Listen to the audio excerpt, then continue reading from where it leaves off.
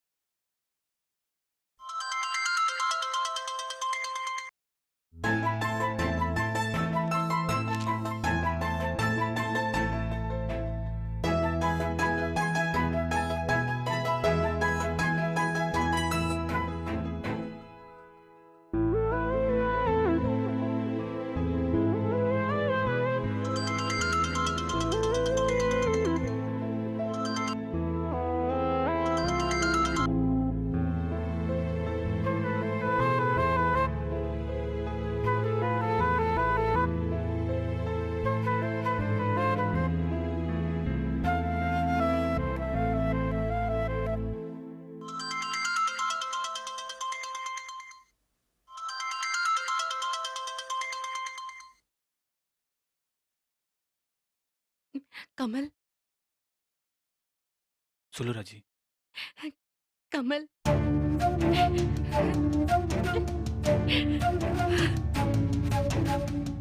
என்ன ராஜி, ஏன் அழுவுற? சொல்லு ராஜி, ஏன் அழுவுற? ஏதாவது பிரச்சனையா?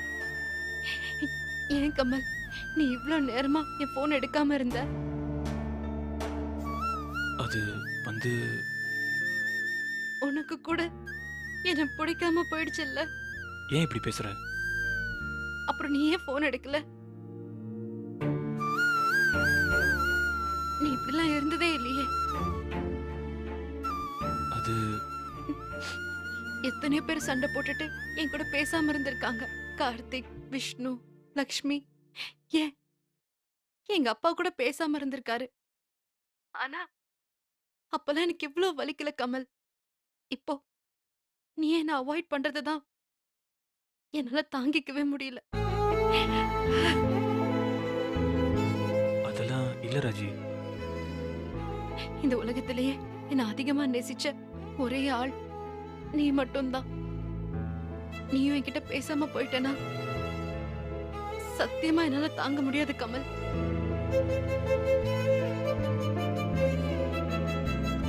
இதுக்கு காரணம் நான் தான். என் மேல எல்லா தப்பையும் வச்சுக்கிட்டு என்கிட்ட பேசு, என்னை விட்டு போயிடாதன்னு உன்கிட்ட கேட்க எனக்கு அருகதை இல்லதான். ஆனா நான் பண்ண தப்புக்கு இதுதான் தண்டனைனா சத்தியமா என்னால தாங்கிக்கவே முடியாது கமல். நீ என்ன அவாய்ட் பண்ணா எனக்கு பைத்தியம் பிடிச்சிரும் கமல்.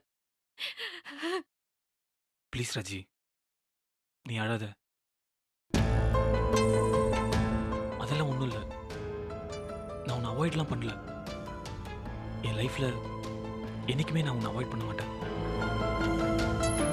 நீ என்னை விட்டுட்டு போயிடுன்னு நான் தான் உன்கிட்ட சொன்னேன்.